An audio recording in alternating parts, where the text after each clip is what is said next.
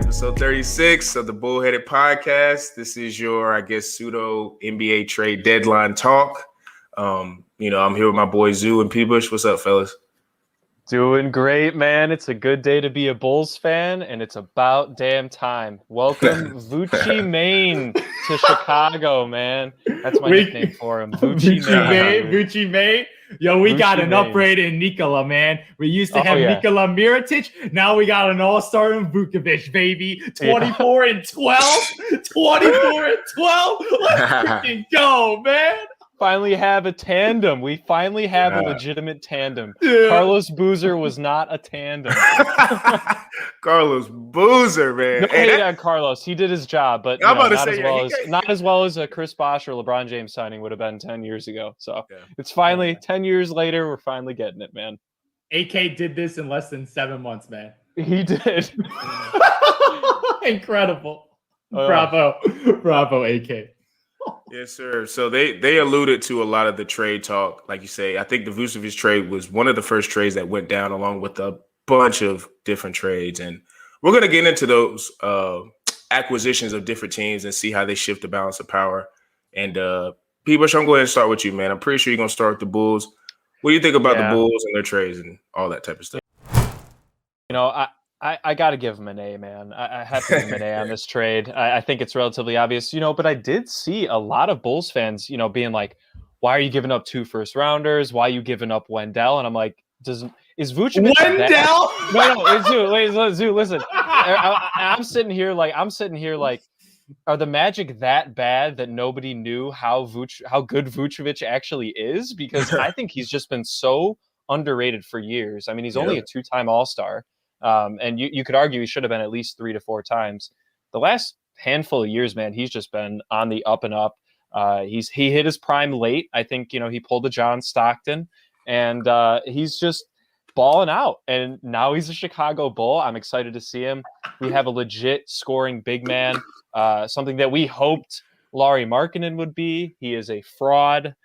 He can only dunk the ball, apparently, and they can't even beat the Cavaliers. So I will be betting more on the Bulls now that they have a legit all-star duo in the Eastern Conference. This makes things interesting. Arturas Karnisovas, this is why I trusted you. This guy makes moves, man. And this is a secret move. No rumors about getting Vucevic, like none at all. No leaks at all. Him and Orlando Magic talking. Obviously, Orlando's going full rebuild. They're trading their entire roster right now, which is pretty funny. Like they traded 3 starting guys in this trade that in one day. They traded 3 in one day. Yeah, and 3 starters to contending teams now, playoff contending teams. So right now, the Bulls, they got rid of Wendell Carter Jr., who's been a bust. Oh, Otto Porter, who's been sitting on the bench. Making 22. Oh, 22 my Lord. Mil. Stealing money. Stealing money from people should be arrested for fraud and theft. This man could go, he's banned to Orlando, man. He could chill down there and be on the tanking Orlando Magic now. But, oh, my Lord, and 2 first-round protected top 4. Protected. I like that. So if they accidentally jump into the top 4, they get to keep the pick. So right now, you lose whatever. If you lose tank. Yeah, dude. If you lose a 10th, 11th or overall pick, whatever. I'm not gonna lose much sleep over that. If we lost a top 4 pick, then I might be like, ooh, okay, that might hurt a little. But with this protection that AK got in there, this trade was fantastic. We got 2 all-stars now. Yeah. 2 all-stars. Well, the last time we had 2 all-stars, we had Derrick Rose and Jimmy Butler. And Luol Deng. Don't forget Luol Deng, too. Oh, my Lord. Luol Deng. So forgettable. One of those fake, fraudulent all-stars.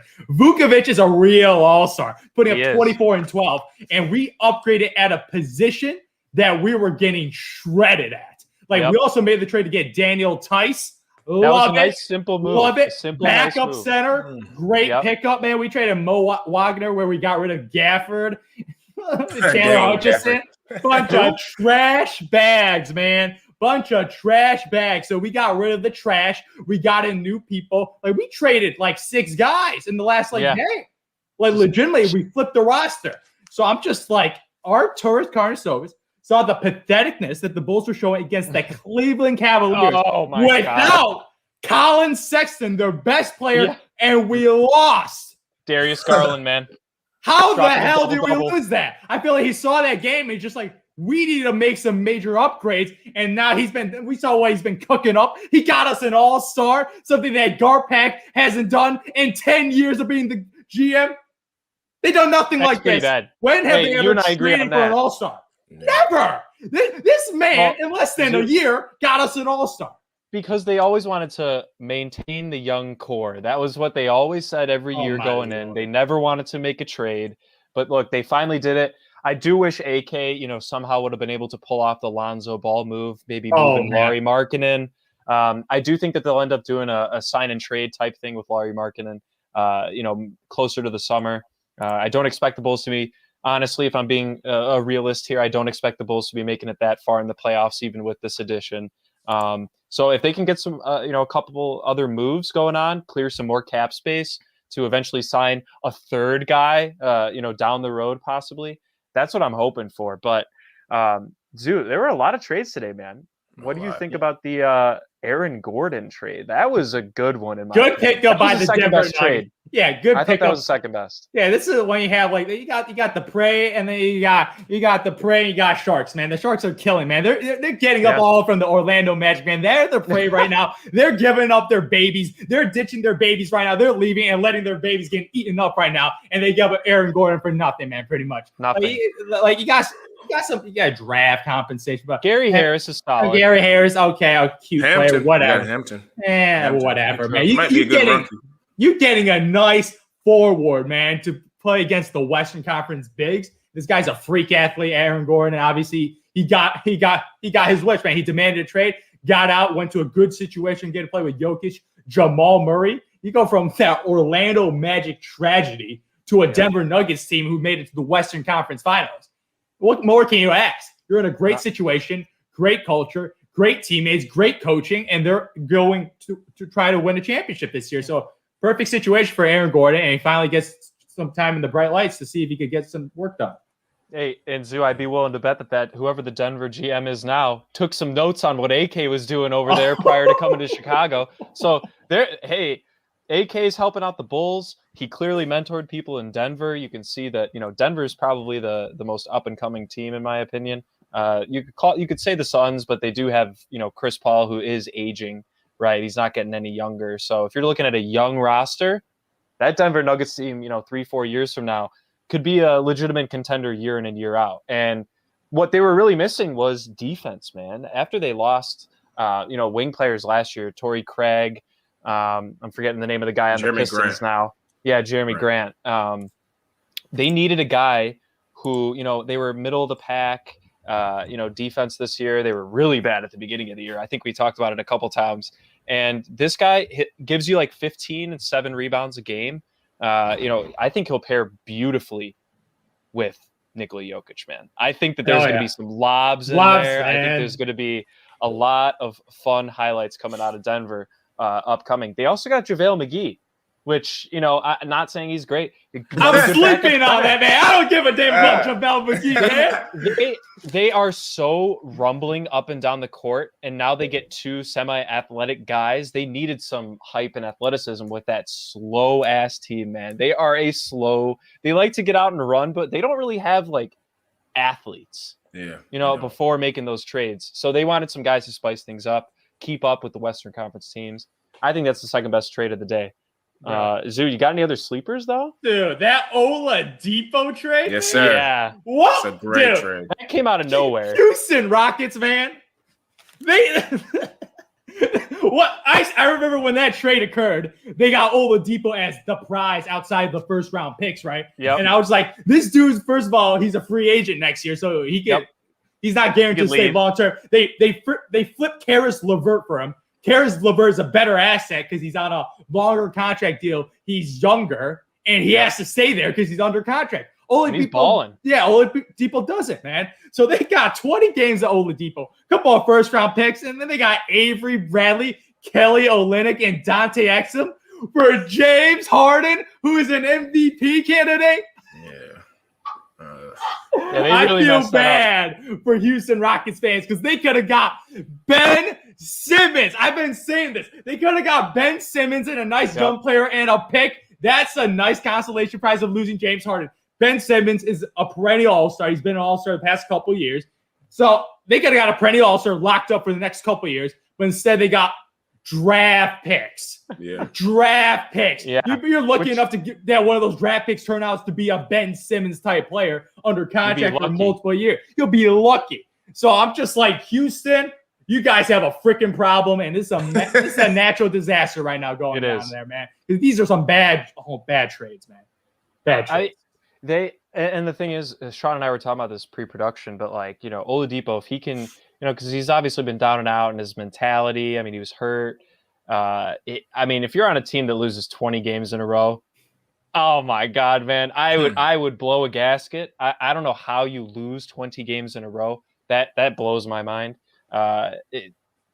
He wanted to be in Miami the entire time. Yeah. Oladipo. Yeah, there were rumors. He wanted to get there first, right? And then he obviously got sent because when the Heat were in discussions for trades earlier, with Harden, Ben Simmons, etc. He thought maybe he'd get moved in a 3-team deal down to Miami. Hey, but in the end, it all worked out. He's in a great situation. Yeah. They're actually going to get LaMarcus Aldridge too. Yeah, wow. When he gets cut, they're the prime contender to sign him, and he'll probably take a very small amount of minimum money. A Blake Griffin kind of contract right now. So this team could be scary. They've lost 4 in a row as of tonight. They really need to pick it up. The East, we were talking about this as well. Like, there's so much movement from the 4th seed downwards. It's within 3 games between 6 spots. So this is going to be a hell of a last, 25 to 30 games of the season. But man, how about that JJ Redick signing to the Mavs? Yeah, that was a low key. Yeah, because they need shooting. Do you know why? Because they traded Seth Curry for Josh Richardson, who just sucks at shooting. He's a good defender, but he's not a shooter. So pretty much they're getting their Seth Curry replacement right now, and JJ Redick, who's just a nice veteran shooting guard. Like, he does his job, hits some threes. Terrible at defense, but he spaces the floor. Liability. Luka Doncic and him, man. I feel like he's going to be getting a lot of open looks, man. Yeah, they were desperate after letting Seth Curry go, man. That was a bad move in my opinion for the Mavericks, who are now just hanging around that 7-8 spot in the West at this point. But they need JJ to get healthy. He's 36 years old. How much can he contribute? But hey, man, you can never have too many shooters on a team in this current day NBA. So that was a little bit more of a sneaky move in my opinion. Man. But nothing pivotal. There were like 3 pivotal trades in my opinion today: Oladipo, Aaron Gordon, and Vucevic. Those were the 3. Oh, it was crazy because those trades went off like bam, bam, bam. Yeah, it was like nonstop, man. Yeah, Woj was tweeting, man. Him and Shams went off, but I still can't get over why my man Arturas pulled off, man. I'm still in awe because trading for an all-star is just really hard to do. And he has multiple years. So he's got this year, and he's got 2 more years on his deal right now. Yeah. So they're loading up for a playoff run. And this is what they're going to do, man. They're going to be attracted enough to get a free agent to make a big 3, baby. You get the 2 all-stars. All right. Sean, this is part of the rest. I heard AK say, we ain't done yet. We ain't done, baby. That's what I like to hear. He was probably talking about Lonzo. He was probably talking about Lonzo, dude, and that fell through. So he is done for the moment. Let's be honest. No. This is just the beginning, baby. All right, we get that 3rd all-star. Oh, you already got him on the roster. You already got him on the roster. Kyle Lowry. Oh, please no. Please do not get Kyle Lowry, man. I didn't know he was like 35. I didn't know he was. Yeah, that dude old, man. He's old. He's an old point guard. Did not know that. We don't need old dudes. We need our young bloods, man. Hey, I'd take CP3 any day of the week. He's Wait a minute. So I got a question. Wait a minute. So if, I guess because I think Lonzo would be restricted. Yeah, after this year. Bulls could go try to sign him if they renounce Lauri Markkanen. Who y'all getting rid of? Because y'all can't have those 3 of Kobe, Lonzo, and Zach. Kobe's going to be the odd. I feel like Kobe White. Kobe might. Yeah, do you know why? Arturas said that he is not happy with the point guard position, a.k.a. he's not happy with Kobe White because that dude got an opportunity to start, and he has just not been a great point guard. He lost it. Yeah, he's a good scorer. He lost the job to Tomas Satoransky, who's pretty much just a backup. Like Tomas Satoransky, this guy ain't that good, man. He's just so average, man. But an average. They were trying to light a fire. They were trying to light a fire. Yeah, Kobe. but you saw Wendell got benched. He got traded. Kobe got benched. He might get traded. But if we can pull off a Kobe White trade in the offseason, some teams might believe in Kobe's upside. I think a lot of teams want Kobe. Yeah, people might want like a young scoring combo guard at 6'4". Maybe Houston. Good size. Yeah, they stupid. I don't want anybody on Houston though. I'll take their first round picks, man. True. I'll take that asset because I don't know. Kobe White, he's just a career. I feel like a career 6-man. That'll be his highest upside. So that upside, like whatever, you can find that. Like nah, man. We got Zach LaVine and Vukovic, baby. Kobe kind of reminds me of like a better Clarkson. Because Clarkson's kind of like, because I feel like him and Clarkson, like Clarkson has those moments where he gets really hot, and I think Kobe can evolve into that. Yeah. Oh yeah, but I don't 6-man. But like, is Jordan Clarkson worth like $20 million? No, I don't know how much did he got paid pretty decent. I would pay a guy like that like 12 to 14 a year. You know, like if you're like a legit 6-man, he's getting paid $13 million. That's perfect. Like that's a decent salary. 4-year, $52 million. Like that's what you would have seen 10 years ago. You know, for a pretty damn good player. But nowadays, it's just like everybody's getting paid $20 million a year. Yeah, Otto Porter, get your ass out of Chicago, man. I hope he's probably getting bought out of O'Hare, wherever he's at. Yeah, he's probably getting bought out because I just don't. Where did he go? I can't remember where he got. Orlando. Yeah, he's getting bought out. He's definitely getting bought out. Nah, you can't. No one's buying out that contract, man. But I'm saying, what is his worth with? Like, I feel like zero. Orlando's, you know why? They're tanking, man. They're tanking expiring contract, man. They got drafted. They traded everybody's hurt too for the 2 first-rounders and Wendell. That's pretty much what they did. Otto Porter was just to fill contracts, and that was perfect, man. Because we got Vukovic's contract, man, which I love, man. Great contract. Oh man. I really didn't understand the Norman Powell to Portland. Yeah. I didn't understand that move at all. I thought Portland was going to try to get Gordon. I feel like that was a better fit. They got so their 3 main guys are 3 6'3" guards, or Dame's like 6'2" or 6'1", but they were trying to get Aaron Gordon. The Blazers were trying to get Aaron Gordon, which that would have been a perfect fit for them. I mean, if you're looking at 2 Western Conference teams that need an Aaron Gordon type player, the Nuggets are 1, and I'd say the Blazers are 2. If you're not counting like the Lakers trying to get even more stacked, lost 3 in a row, but gosh, had to toss it into. You know, it was. They're gonna lose a lot more too without Braun and AD. They're gonna lose a lot more. Braun never gets injured, man, and it was actually really surprising to see him. Except that he rolled like 3 feet off the court and then like got up like 30 seconds later and walked. He drained a 3. You know why he did that though? Because 10 points. You wanted to get double-digit points. Exactly. Yeah, he would have been a streak would have been snapped. Yeah. That's crazy. Man. Gotta love him, man. He loves the numbers, man. He loves stats so much, loves man. that. He's like, I gotta pad him, still. Yeah. And trust and believe, if he would have missed that, he would have stayed in somehow. Until he made it, man. Yeah. I swear to God. Because I remember the same thing happened in the NBA Finals. LeBron was like 1 assist away from a triple-double in the entire playoff series. Game was over, but he jacked it to J.R. Smith. He hit a 3, and he got his triple-double for the playoff series, even though the series is over. I still remember that. He was so going for the stats. I'm surprised he trusted J.R. Smith with that stat there, though. After all the stuff he did to him, man. Oh man. That was the season after, man. That was the season after he did that. So this was prior. Yeah. He didn't know yet. dude, the year after, the dude got waived, man. He didn't have a job. True. You're right. Yeah, J.R. Smith kind of just sneaked in another ring last year. Like he was on there. Him and Dion waited. They didn't do nothing during the playoffs. They played a couple games during the bubble. They're cheerleaders, man. Yeah. They're cheerleaders, man. And they're getting paid a couple mil. What a great job. For real. But, so we went through a couple of the trades that were impactful. Me personally, I really think the Oladipo trade, if he's just anything close to Indiana. He's averaging 20. He's averaging 20. That's going to be crazy because that means, I guess, potentially you have Dragic, who would it be? Oladipo, Butler, Robinson, and Bam. And then you got Hero off the bench.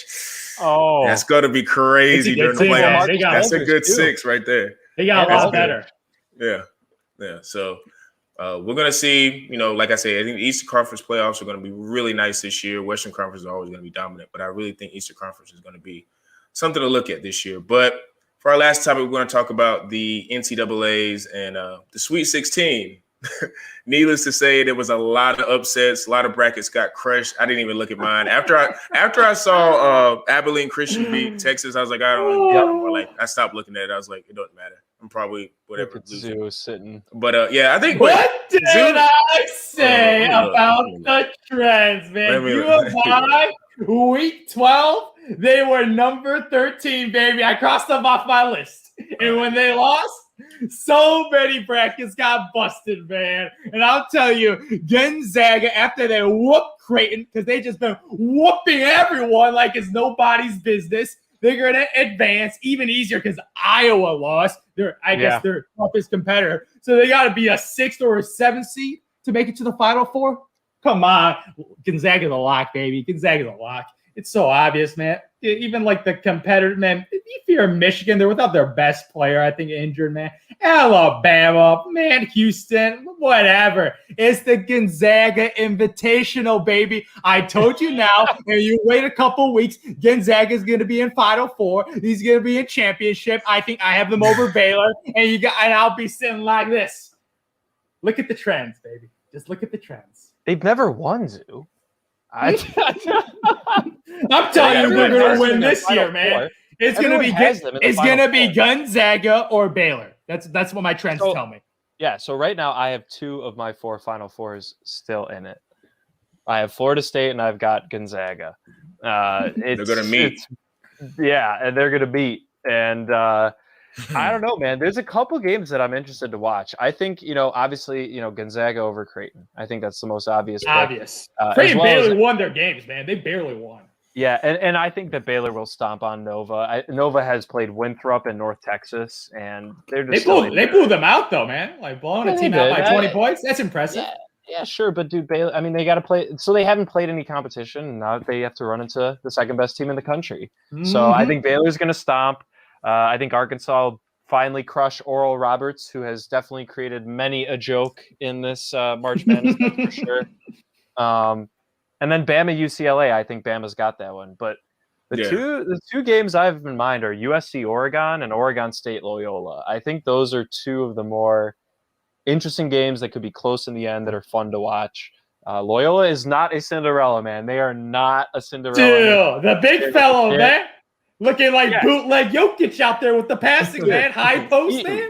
You would have thought he'd have a van at the back of the stadium offering candy to kids, dude. That's what he looks like. I swear to God. Shave that stash, man.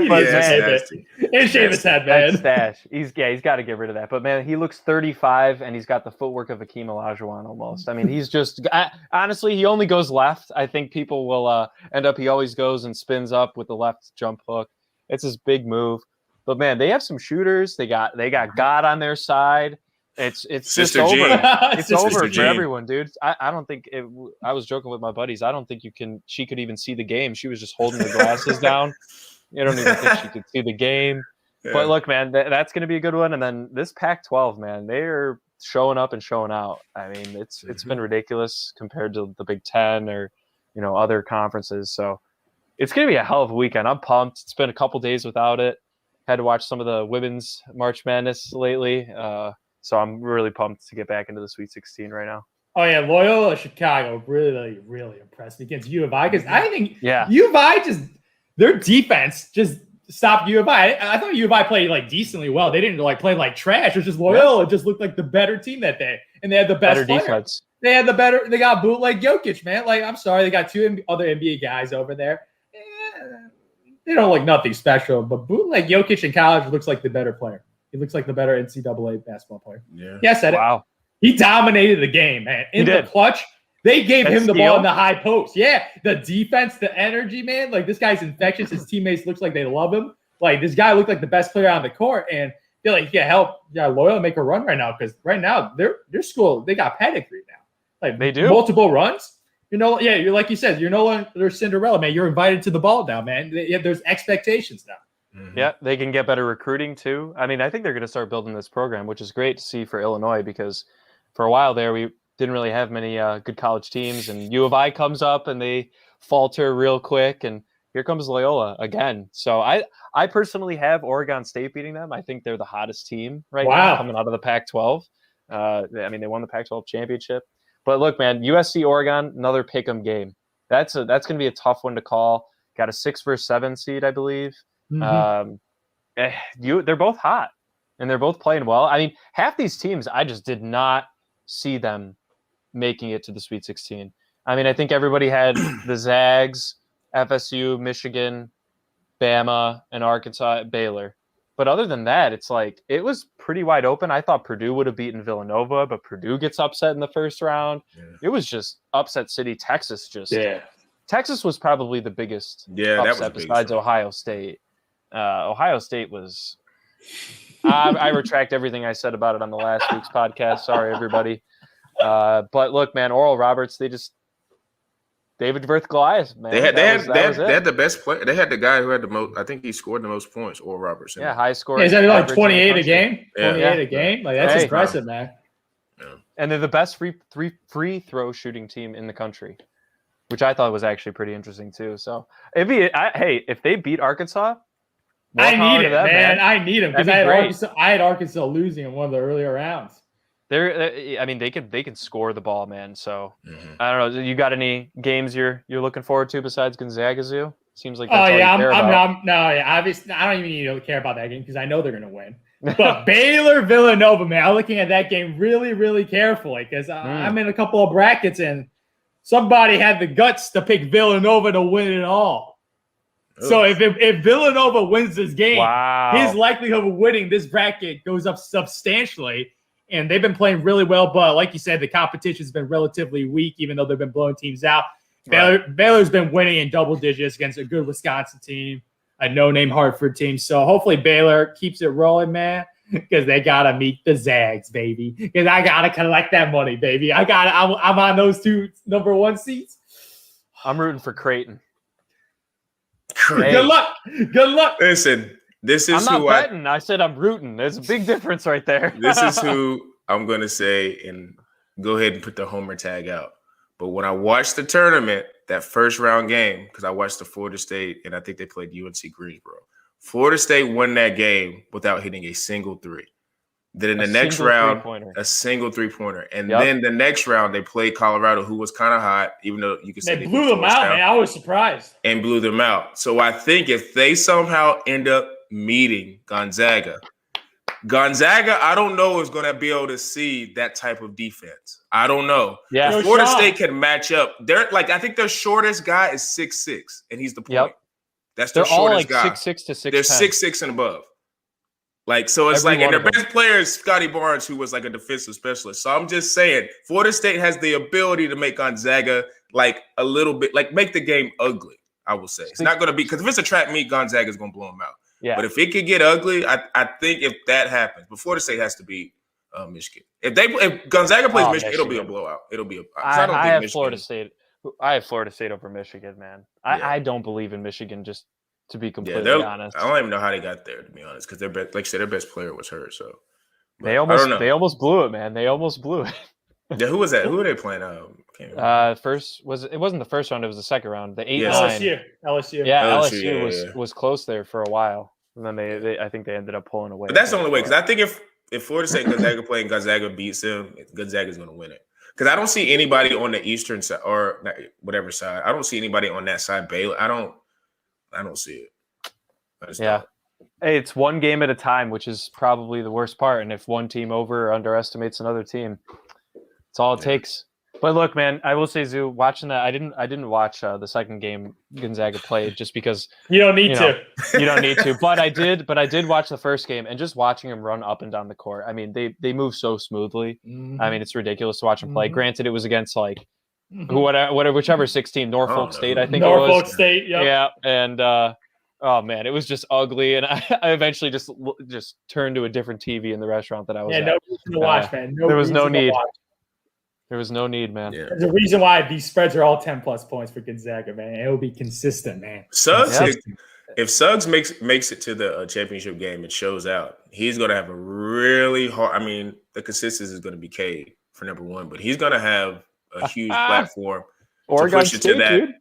To want that I don't know if he can go 1, but he definitely could solidify himself as 2 because he's just a complete guard.